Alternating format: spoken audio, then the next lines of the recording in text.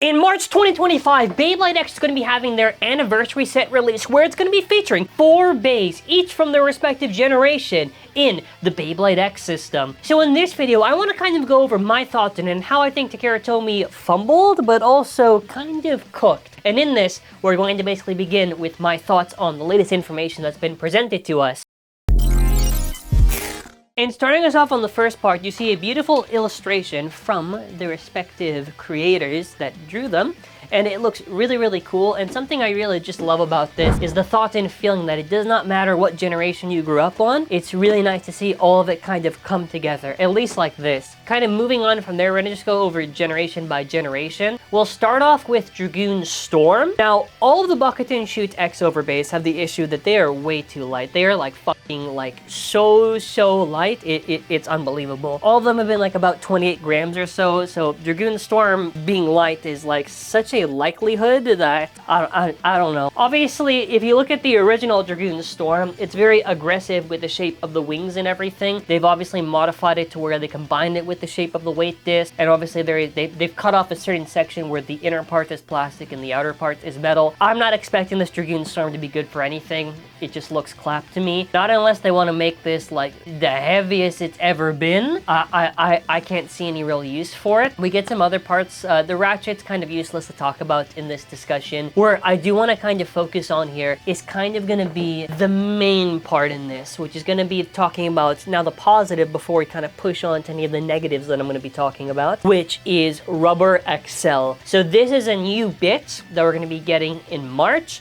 Now, how Rubber XL is designed is that if you look at a regular XL bit, you know, XL is focused on 16 gears for a powerful focused extreme dash to kind of get that one consecutive hit. Obviously, because it's been working with the gimmick of Drawn Buster, I generally think XL is okay. It's kind of hard to use. But now we have Rubber XL. So if you'll notice, there is a guard on that bit. Now, the reason for this, if you've seen, for an example, Whale Wave's Elevate bit, you'll also notice that there is a guard there. Now, what is that supposed to do? It's supposed to lift you on top when you're doing an extreme dash. Now, here is where this is a very smart, ingenious design by TAKARA TOMY, because if you are doing an extreme dash, the rubber is not going to be wearing down as fast because it's going to be lifted above the floor for the most part. Not only that, but a big thing that's going to be super important for this is going to be the recoil control. Now, what does that basically mean when I say recoil control? I want you to think of blades like Drawn Buster, Shark Edge, Whale Wave. They have aggressive recoil to their shape and design, and there'll be times where they will hit the opponent, but they will also get blown back by their own recoil. Having recoil control is where you basically hit the opponent, but you're not also getting sent flying back. Rubber is going to help kind of give that control and grip on the stadium to actually help them quite a bit. Do I expect, let's say, these rubber bottoms to be super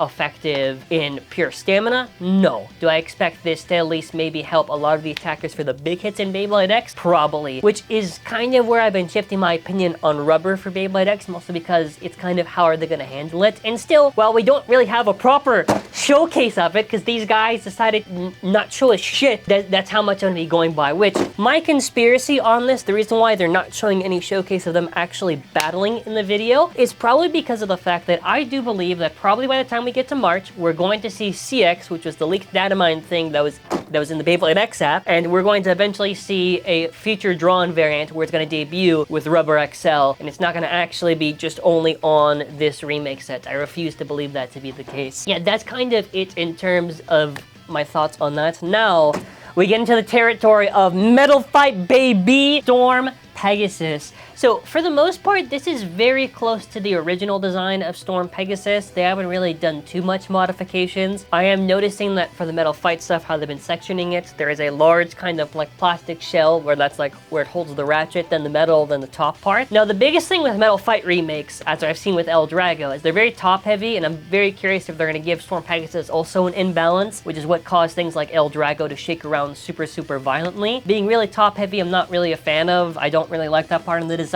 Is this Storm Pegasus blade going to somehow be improved and somehow be more viable in Beyblade X than Metal Fight? Well, in the original Metal Fight, Storm is clapped. It's just a useless shape. It's kind of shit. Could it work for Beyblade X? I don't really think there's going to be much of a difference. The only thing I said was because Beyblade X, almost anything is possible compared to other generations, which is part of the fun in this.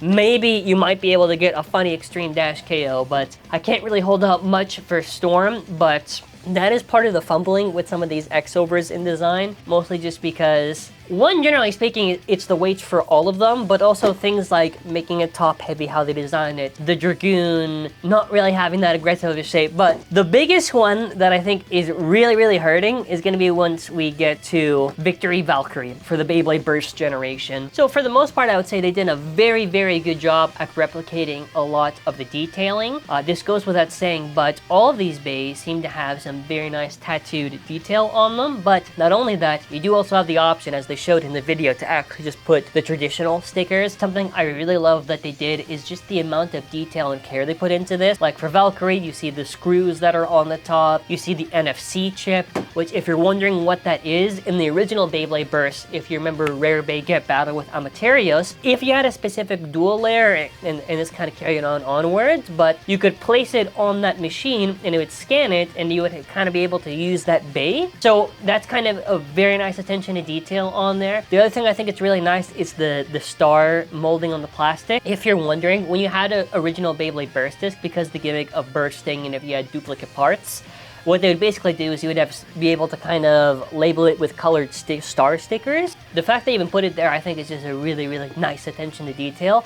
I think for Victory Valkyrie, for the design of it now, this is where this kind of gets like, I'm intrigued, but there are a few things that I'm a little bit afraid of. For starters, I mean, with the Bucket and Shoot remix, they've kind of taken the plastic part and fused it with the disc. The same thing kind of works for Burst. Now, Valkyrie is the layer fused with the boost disc, but the thing is like, the shape of it honestly looks pretty nice. Like, it kind of looks like even maybe a better drawn sword in shape. The big issue lies in, I don't know why they did this. They gave it such a huge gap. I guess if it's supposed to be like lore accurate to Beyblade Burst, to where to make them burst right away, sure, why not?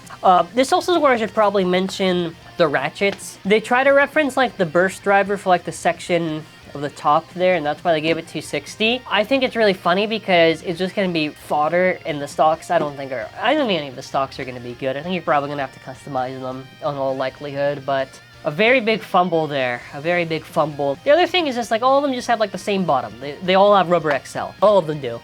So I can't really add anything else other than that. We can talk about some other stuff before we get on to the launchers. So you do get a variant of drawn sword. Now in this variant, you have a holographic sticker if you just want to have it on the base. Now I think this is really crappy that they just didn't do anything special with it. I would have liked them to make the visual appearance a little bit different. It could have been like giving it like a white coat, maybe for metal paint, maybe making like a nice marble texture of blue. Make it at least look very distinctly different compared to the original one, because this just feels very poor to me.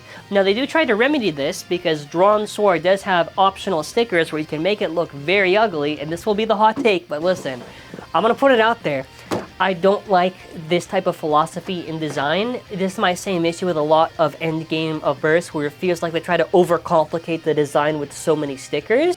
So in fairness, I do like the overlay that the sticker actually has the 25th on the Drawn Sword for the flame design. So all the other stickers are just referencing the previous past bays. I don't know. I still don't like the red and the blue on there. I think maybe red and yellow would have made more sense. At least like kind of match more of the drawn colors. Like, I don't know. I get the idea, it feels so cluttered when I look at the thing, but it is what it is. I mean, aside from that, we'll kind of move on. So launchers-wise, they of course reference the original launchers that they came with. So for Pegasus, you get the nice reference to the blue string. Valkyrie, same idea. Drawn Sword is just a regular winder, but with the gold 25th anniversary. Oh, a big one is going to be also this, the left winder. I don't think we're going to wait until March to actually get a left winder. I think it'll just be a variant of it. But this left winder has a longer cord than the original white winder stuff. I'm pretty sure you should be able to use the cords interchangeably. I don't think there's any difference in how you use it. Yeah, it's super cool. The Dragon Winder, very exciting. And to be honest, I do think left bays do need this. They do need a little bit more stronger spin, just so they can be able to either equalize against the opponents or have enough force to knock out opponents. Not saying string is terrible, but I'd like it to be slightly different in that regard. Aside from that, I think that's kind of it. Like, I think overall the anniversary set's very exciting. That's where we're gonna end off the video. What are your thoughts in the comment section below? Which bay are you most excited for?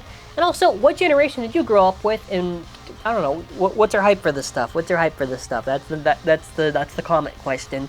The mall-based plug is somewhere here. It's an optional way to support the channel. I appreciate any supports regardless. Keep your eye out for Canadian Thanksgiving, the 14th, because we're gonna have a lot of news that day, so I'll probably have a very big news video, and then after, since it's Thanksgiving and I'm not gonna get my shipment until Tuesday, later on next week, we're gonna have a lot of fun with all the reviews and stuff. But that is where we're gonna be ending off this video. This was a pretty interesting discussion. I was almost gonna save this for the live show, but I did think, hey, why not just do a video talking about it? Because there's a lot of stuff I wanted to cover for points, and it's a little bit easier to kind of get it concise in this video. So thank you all for watching. That's gonna be it for now. Thank you all for watching. Take care, bye.